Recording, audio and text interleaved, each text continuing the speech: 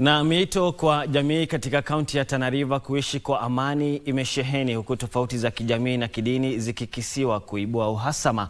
Kamanda wa polisi katika eneo la Pwani Ali Nuno amesema mashauriano ya mara kwa mara miongoni mwa jamii ni muhimu katika kurejesha imani ya umma na kudumisha amani katika eneo hilo. Alisema haya wakati wa mashindano ya kandanda yaliyolenga kuimarisha utulivu katika kaunti hiyo.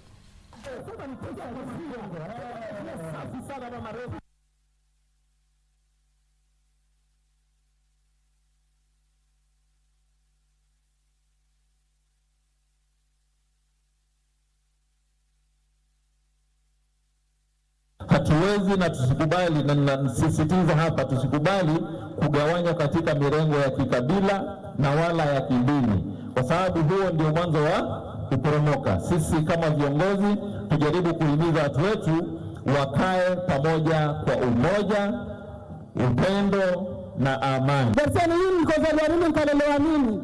Inanifurahisha Garseni ni sehemu ambayo inapenda amani. Maana hata Garseni haina masuala ya dini, kamishna. Haina.